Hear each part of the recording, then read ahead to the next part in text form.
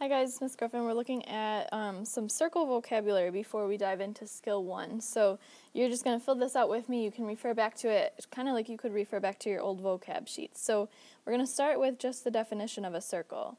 It's the set of all points in a plane, so just in a space, 2D space, that's equidistant from a fixed point. And that fixed point is called the center of the circle. So if you can imagine, here's the center of the circle, and every point along this circle is some fixed distance. That fixed distance is called the radius. And the radius of a circle, in plural form, is radii. The radius is a line segment from the center to any point on the circle. So you go from the center to any point on the circle, and you have yourself the radius. All radii are congruent within one circle. Because as I just showed you, each one of these radii are the same distance from the center to the outside on a circle. So they're all congruent to one another. The next thing we need to talk about is something called a chord. C-H-O-R-D, chord. And it's a line segment that joins any 2 points on the circle. So if we look over here, I've got a chord connecting 2 points on the circle. The diameter is a super special chord, because it's a chord that passes through the center of the circle. So if we look back here at my original picture, diameter connects 2 points on the circle, but it passes through the center. And the diameter is the longest chord.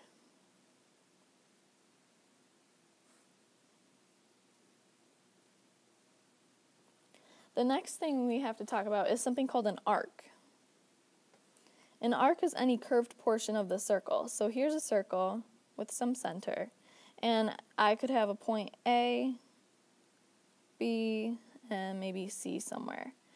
I can talk about arc AB as an arc, and we indicate this as AB, and then you literally put an arc over it. And we can talk about the measure of arc AB by putting the M and then the AB with the arc over it. And we can talk about it in terms of some degree measure.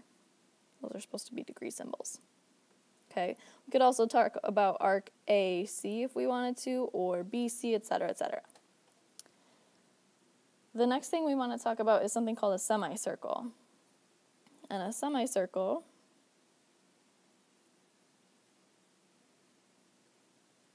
is an arc that represents half the circle.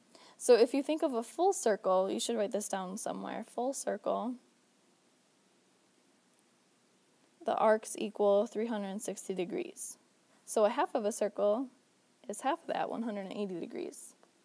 The diameter is what divides the circle into the 2 semicircles. So here's a picture to indicate that. Diameter cuts a full circle in half into this red half and into the blue half to make 2 semicircles. Now we're going to talk about some more segments within circles. So we've got something called a secant line. S-E-C-A-N-T, secant. And it intersects a circle 2 times. So this orange line right here crosses through the circle. So it doesn't stop inside the circle, it goes beyond it. That's called a secant. Then our next one is called a tangent. You've heard that word before in trig. A tangent is a line that intersects the circle at one point and only one point. So this line here hits the circle 1 time, so this is called the tangent line. And that point has a super special name. It's called the point of tangency. And I'm just going to kind of draw that arrow over here. Point of tangency. But there's a couple other pieces on this circle that we want to label up. So the thing that goes from the center to the outside should be non-issue for you at this point. It's called a radius. The segment that goes all the way across through the center, connecting 2 points on the circle, is called a diameter. And then the piece of information that just connects 2 points on the circle, doesn't pass through anything special, is called a chord.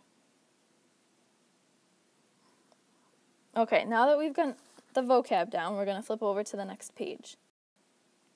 You'll notice your reference sheet here. You probably won't be using it a whole lot in this unit, but it's there in case you need it. So let's flip to the next page to actually start Skill 1. Alright, so here we go with Unit 10, Skill 1A, where we're asked to find central angles and inscribed angles. So here's your essential question. How can we find central and inscribed angles and their arcs in a circle? So there's two different angles we're going to focus on today. One of them is called a central angle, the other one's called inscribed. And if you can imagine, a central angle is named a central angle because the vertex, so that like little corner part of an angle, is the center of a circle. And the sides of that angle, so here and here, are made up of the radii of a circle. We've got a central angle here formed at center C. The sides of that angle are made up of radii, and of course those are congruent, but we don't need to mark that up because that's not the important, crucial thing here. So a formula that you have to memorize, and it's hardly a formula at all because it's like super easy, is that the measure of a central angle equals the measure of its arc. Okay, so I just want to remind you that measure and then parentheses, or the M in parentheses, means measure of. Alright, so when I look at this picture, we've got angle ACB is 50 degrees, and when I follow the sides of the angle out, you're going to get in the habit of doing that constantly. Follow the sides out, and you'll see that it opens up to arc AB. So if the angle is 50, therefore the arc is 50. Okay, that's going to be important to remember. Central angle equals arc. Another thing that I want to point out to you is that I could find the measure of arc ADB now that I know that arc AB is 50. So ADB, the arc, is just a circle's total arcs, 360. Take away 50 to get me 310. So this arc out here is 310 degrees. Okay? You didn't need to know that right now, but it is something that's easy enough to just talk about real quick. There's going to be a couple pieces of information for each of these examples that is helpful to recall. So I want to write some recall pieces over here. Recall first off that angles on a line equal 180 degrees. Secondly, you should remember that vertical angles are congruent, and those are the ones that are in an X and across from each other. You also need to remember that we just talked about it, that angles in a circle equal 360 degrees. And same thing with arcs in a circle. Okay, so when we look at this first example, it says determine the measure of angle FAE. FAE, so that's this one. But I also noticed that this angle is marked congruent to this angle. So if I called FAE as X, then I'm going to call this one as X. And I noticed that angle FAE opens up to arc FE, kind of like slicing a pizza, and this is my crust. The crust has an arc measure of X, and so would this one, because here's my pizza slice. I open up and I have arc DE, and here's X. This angle, FAB, opens up to arc FB, and that arc is 54, therefore the central angle is also 54. Assuming you could guess what angle BAC would be, the central angle is opening up to arc BC, and so its measure is 41. And last but not least, we've got this one. You want to just fill in as much information as you possibly can using these piece of given information. Angle CAD is 41, therefore the arc is 41. So I can think about answering this question in one of two ways. I've got a full circle's arcs all labeled up, and a full circle's arcs equal out to 360. Or I have a full circle's angles on the inside that equal out to 360. So either way, you're going to be fine. I've got an X and an X, so 2X plus 54 plus 105 plus 41 equals 360. All right, so doing a little bit of math, we're going to keep the 2X, but I'm going to add these three pieces. So we have 2X. These three pieces sum to 200, and it's equal to 360. And Then I subtract away the 200, so I have 2x equals 160, divide by 2, and x equals 80.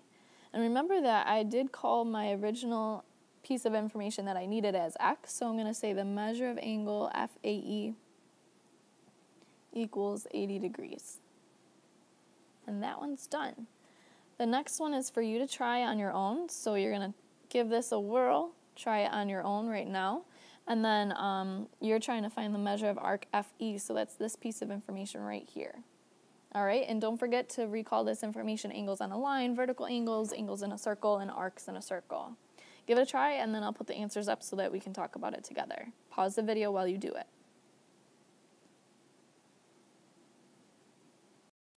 All right, so you can see my work written down here. First, I found out each arc and each angle just by using the formula that the angle equals the arc that it opens up to. And then I noticed that I had a big diameter here, and so I chose to look at the arcs on a semicircle adding up to 180. You could look at the angles on a line adding up to 180. And so I just made a quick equation and solved it for x. So the measure of FE is 67. On this page, we're going to be taking a look at something called an inscribed angle. And so this is the second type of angle that we're talking about today that you do have to memorize a little bit of a formula for, but again, it's not hard. This inscribed angle is a vertex, or an angle whose vertex, so that, again, pointy part, is on the circle. So not at the center, but on the edge of the circle. Here it is right there. And the sides are made up of chords. So remember, a chord connects one point to another on a circle. So an inscribed angle is like a really long angle sometimes, depending on how those chords are situated, but it's always on the circle itself. And our formula here says the measure of an inscribed angle is equal to the measure of the arc divided by 2. And if you want, you can put this over 1 so you can cross multiply if necessary, but there's a quick trick to this, and it's really actually quite easy. If you start at the angle and you go outwards, notice how the angle is very skinny here and the arc is quite large in comparison. We have to multiply by 2 to find the arc. If we start with the arc and we go inwards, we're getting smaller, so we just simply divide by 2. That's only if the angle is on the edge of the circle. Okay, so going out is multiply, going in is divide. So we're going to apply that in example 2 here. It says we've got angle QSR is 95 degrees, and notice that this is on the edge of the circle, and so it opens up to arc QR. Arc SR is 75. Determine the measure of arc SQ. So I'm going to put an X over here where SQ is. I'm going to highlight that in green, and I'll highlight the other arc in blue, just so I can see the 3 of them. So again, I notice that this inscribed angle opens up to this arc here. We've got another pizza, but we're cutting it really weird. I've got to go outwards to find that arc. So I'm going out, which means I'm going to multiply by 2. So 95 times 2. And that gives me 190. From there, I'm going to label it, and that's my arc from Q to R. And then I notice that my green, blue, and red arc all make a full circle. So we've got a full circle with X, 75, and 190, and a full circle means we're going to add up to 360. So step 1 was find the outside arc. Step 2 is now find the missing piece of information by adding the 360. So I have these two numbers, which can combine. X plus 265 equals 360. Subtract, and we get X equals 95 degrees. So the measure of arc SQ equals 95.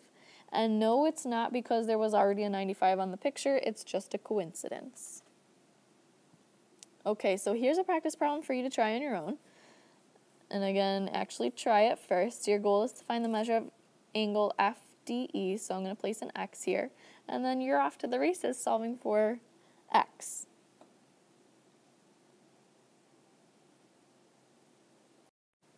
Alright, so I did this in 2 different ways just in case you did it in a different way than I did. So option 1 is to find out this missing arc first. So I know that the 3 arcs here make 360. I subtract away from 360 and I find arc FE has the measure of 78. So I plop it here. And then I know that to go inwards to this angle I have to divide by 2. So 39 is your answer. The second option is to take your x, multiply it by 2 because you're going outwards from an inscribed angle. Going out, multiplying by 2 gives this arc a measure of 2x right now. And then I know all three of them add up to 360. I divide, I subtract, etc., and I get 39. So either option is totally fine. You see that we get the same answer in both places. As long as you call this initial angle as x, then you're good to go. Flip it over, we're going to see a combination of the two things together. So if we're talking about inscribed and central angles together, there's this relationship.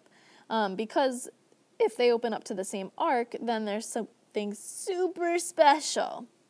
So notice how this central angle opens up to arc AC, and this inscribed angle opens up to arc AC.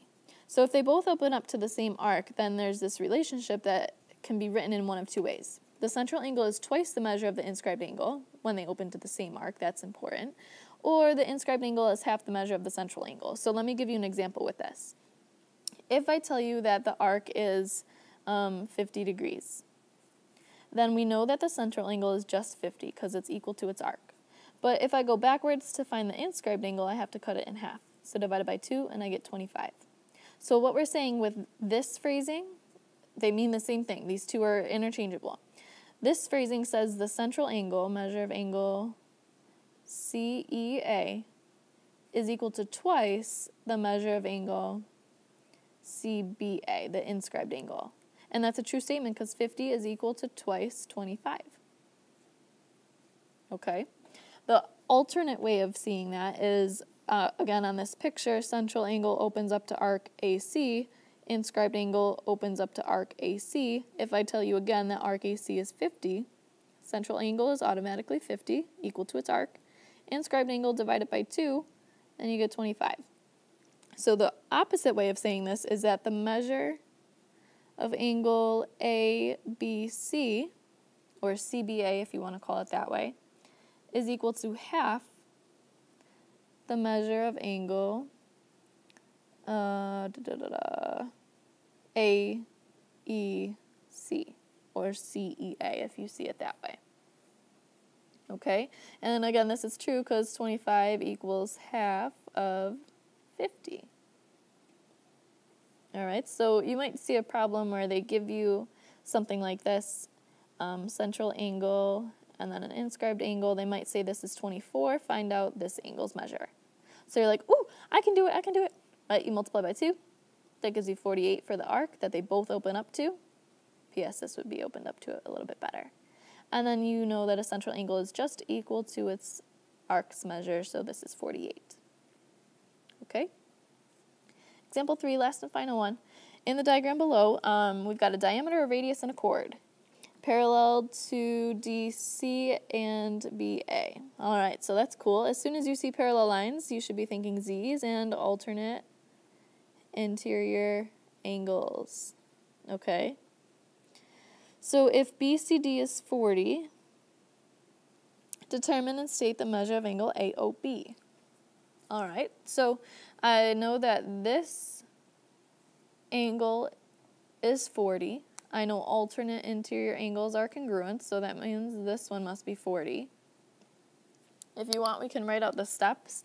So step 1 is that measure of angle CBA equals 40, and we'll just write alternate interior. So it's not a full explanation because we just have to state the measure, but at least you have the steps to look back at. But then this inscribed angle opens up to arc AC. So if I want to go outwards, I can find the measure of arc AC by doing 2 times 40, and that gives me 80. And that's because inscribed angle equals arc over 2. And then I notice here that I have a diameter. And so therefore, arc AB plus arc AC equals 180. So I can find out arc AB by doing 180 minus 80, and that gives me 100. And that's because a semicircle equals 180. And then let me label that 100. And then remember, our goal is to find angle AOB. That's a central angle that opens up to arc AB. And so therefore, if the arc is 100, then measure of angle AOB equals 100 degrees. And that's because the central angle equals its arc. Okay? There are different ways that this could have been done, and so you might have found the answer in a different way, and that's totally fine. But just know that this is one possible option. I want you to make sure that you go practice right now, because there's no way you are going to ace that quiz without practicing, because you've just combined a couple skills into one. You remember, central angle equals arc. And then an inscribed angle, if you go out, it's times 2. If you go in, it's divide by 2. Okay? Adios, good luck, au revoir.